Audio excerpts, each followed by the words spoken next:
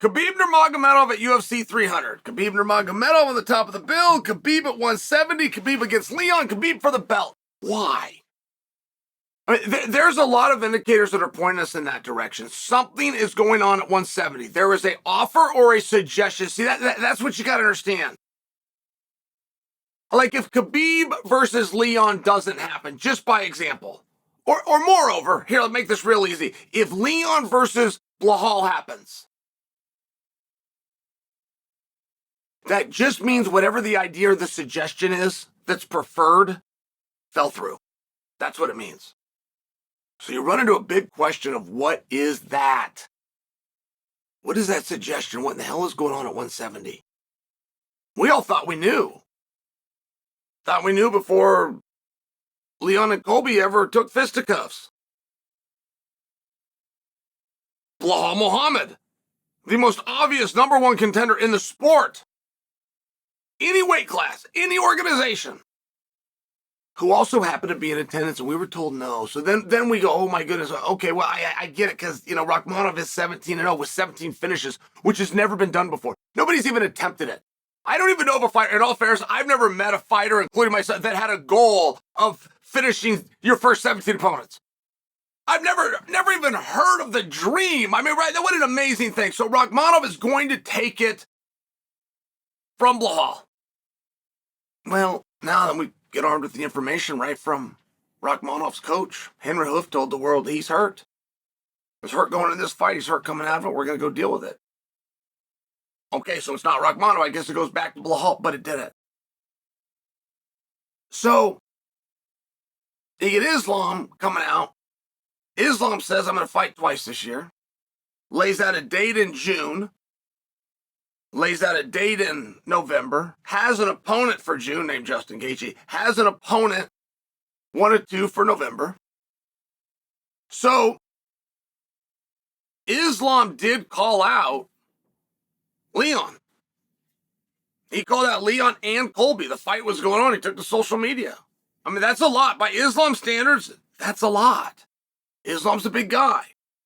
At some point, he's leaving 155 pounds. That's true. So why not speed it up?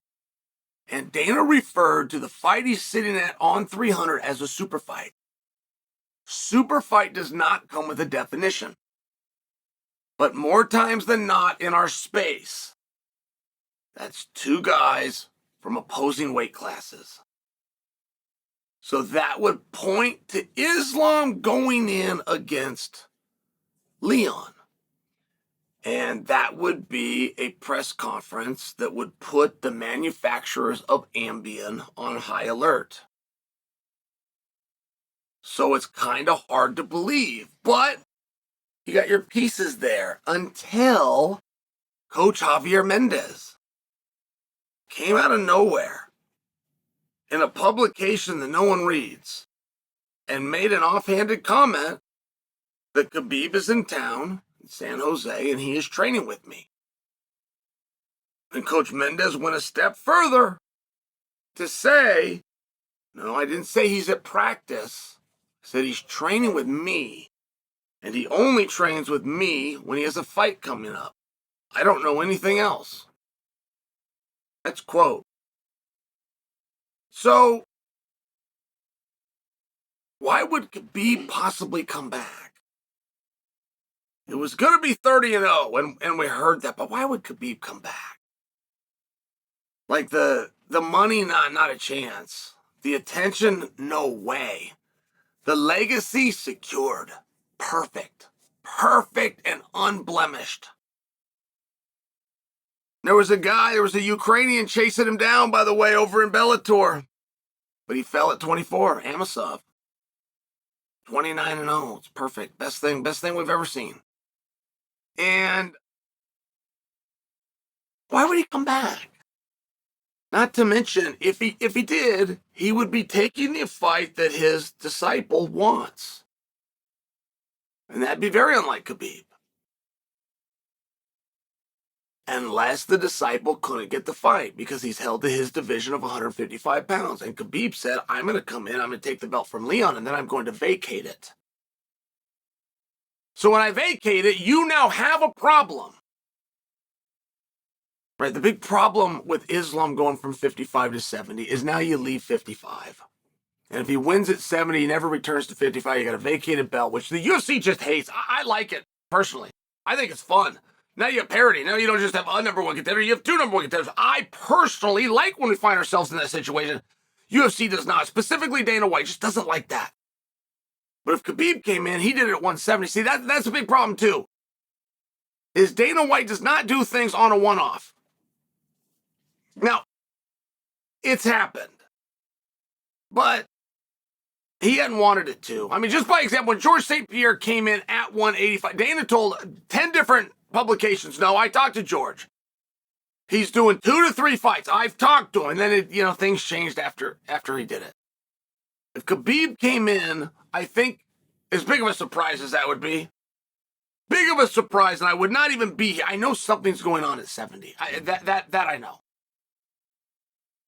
I know it's called a super fight. It could be Islam. It could be. But Javier made the statement, right? If Coach Mendes hadn't made that statement, we're not in Conspiracyville right now. In fact, we're not in conspiracy land at all. This is what has happened. So, if Khabib was to come back, I think we could all agree, without even asking the question, this is a one-time deal. Now, a top promoter will never do anything like that. Never. Never. I mean, there was predictions of Khabib versus George, and I can guarantee you that won't happen. The same reason Masvidal and Diaz will not happen. Or Conor versus Diaz, it won't happen. I mean, I can guarantee you these things because there's nowhere for the loser to go from there, but there's nowhere for the winner to go from there. That is why, for sure, Dana would never book that in the night that he's expecting the most eyeballs. Dana doesn't plan to have those eyeballs and cash in one night. That's what most promoters do. Dana's going to grab those eyeballs and keep them. Keep them. Attach them to a star, meaning the main event. Take them on the journey with the star, which is the entire reason you do a post-fight interview. I mean, that's the difference in a checkers player versus a chess player. And Dana would have to understand full well that this is a one-time thing, but a promoter has to ask himself another question, which is what if? What if Leon beats him? And I still have Leon. I still got Leon under contract. I could take that. And it's a stretch. I mean, I'm telling you, it doesn't matter if it is Khabib. There's just a way. There's a way that they do things. But there's, of course, exceptions. And we would not only understand, we would expect, fully expect, one of those exceptions to be made if you get ever returned for Khabib. But trying to find Khabib's motivation is very hard. I will just remind you, one of the reasons he left early at 55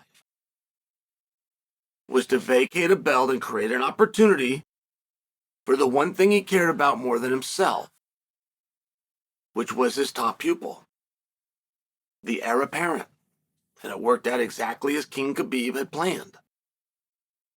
And a tremendous motivation for Khabib is that heir apparent would like to leave the weight class, and he's being met with resistance. So now Big Brother comes back, takes a belt that they would only allow him the opportunity to try to do, vacates it, rinses and repeat history once again, selflessly looking out for little brother.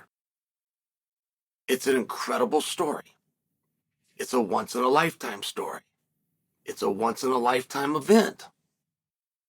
And if I've got you on board at all and you've come down this journey with me, let me splash some cold water in your face and ask you another question. Do you think that Khabib, who has been removed for all of this time, can walk in at a different weight and beat Leon?